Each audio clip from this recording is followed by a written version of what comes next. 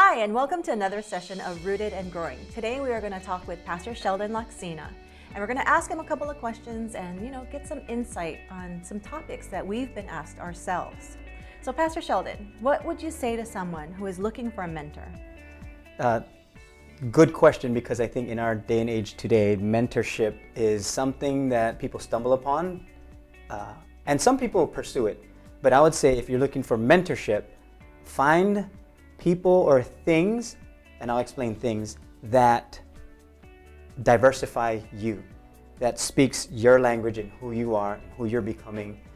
And the diversifying is leadership, parenting, business sense, people skills. Look for different people like that.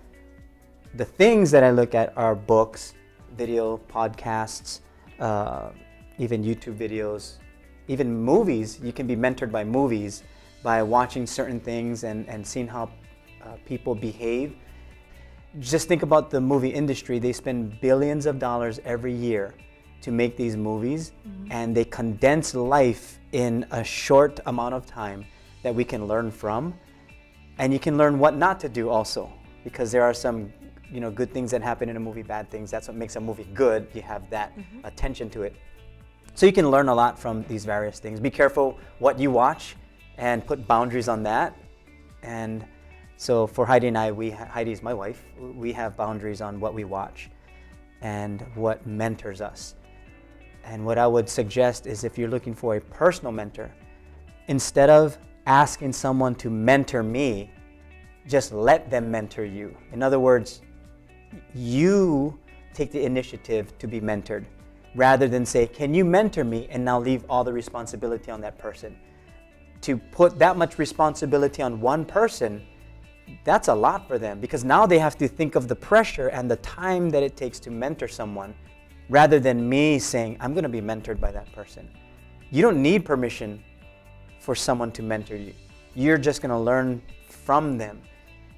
Sometimes you can ask them for time, maybe like 15 minutes, 20 minutes, and write questions before you get there. And look for people that will love you, who will want the best for you, who bring out the best in you, and people that possibly know you well enough to push back a little bit. What do you mean by pushback? Because if let's just say you're thinking of, I need someone to mentor me as a husband, and you go to people you don't know, they can't tell you the hard stuff that you need to hear. So if you go to someone that kind of knows you, and you ask them to mentor you, or you want them to, you want to learn from them, hey, spend some time with me at lunch, I want to pick your brain on a couple of things, then you can't hide the things that you really need to work on. So when you ask them questions like, hey, how can I be better as a husband? They can be brutally honest and say, you're spending too much time away from your spouse. You need to spend more time at home. You're too busy at work. You're bringing work home. Well, how do you know these things? Because I know you. So that mentorship needs to have a part of me included in it. I can't just say, I want to be mentored on the good things. I also need to be mentored on the things I must improve on. Not just the things that I like to hear and a pat on the back saying, you're doing well with this. I also need to be prodded to say, here's the direction you need to go. This will make your marriage better, will make you better as a father or as a mother. And that kind of mentorship is needed in our world today, because there's so many things that we can gravitate towards on the bad side that can pull us away from our very best and who we're supposed to be, especially our potential. So we want to become better, and it's going to take mentors to do that. Everybody needs a mentor. Now, has it been a really big change compared to from when you first started, say, in ministry, finding a mentor when you're still new and everything to it, and now, that you've been in it for a while, and now you're a big leader, you're the lead pastor of the church. Is it harder, or what is the difference to choose now a mentor now? It's funny that you use the word big leader, because the thought that comes in my mind is, I never feel like, even this, like an interview like this, I don't feel adequate. I don't feel like I've arrived anywhere. But what I do feel is I'm learning as I go, and maybe there are some things that I've learned that I can help others with, and at the same time, what are some things I need to learn? So I try to keep that mentality. Give away what I've been learning, but at the same time, be open to change and be open to learning new things. I learned a lot from John Maxwell, and he recently turned 70. And one of the things he talks about is early on in his leadership, not that he arrived, but he knew a lot at the stage he was at, and he wrote books. When he went back to revise one of his books, he was just going to touch up, maybe like 10% of it. But by the time he was finished, he almost rewrote the whole entire thing because he learned new things. And so what I capture from that is we never arrive, and we're constantly learning. And for me personally, it does get harder because sometimes in my mind, I think, oh, I learned that already. I got that. But things change. Times change. Seasons change. In my personal life, the seasons of my life change. Surroundings change. Relationships change. So I got to constantly change and adapt according to who I'm becoming versus what I know today. And so for me personally, it does become more difficult. And I have to ask myself the tougher questions as I get older, because the mind says, got it, store that. But the heart has to override that and say, yeah, you got that for that season, but now you have to have the heart and the courage for this season to ask yourself the harder questions so that you can continue on becoming better and better every day, so that you can be more of an influencer rather than someone who hinders others. So I think that's part of the why behind mentorship.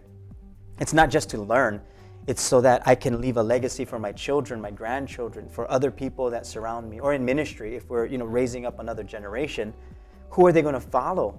And what kind of legacy do I want to leave?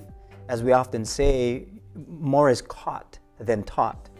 And you can teach people what you know, but you ultimately will reproduce who you are.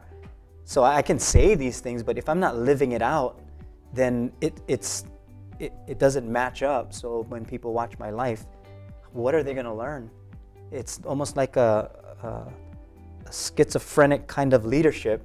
And so those who will follow will either say, I'm not going to follow that guy because it doesn't match up. What he's saying and what he's doing doesn't match up. Or they're going to say, I can learn what not to do and then become better and better. So we can still learn from that type of, if we call it bad leadership, we can learn that too.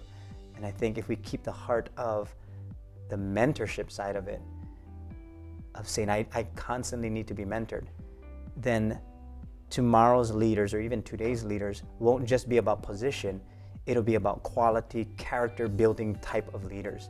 And that's what we need. We don't need more leaders.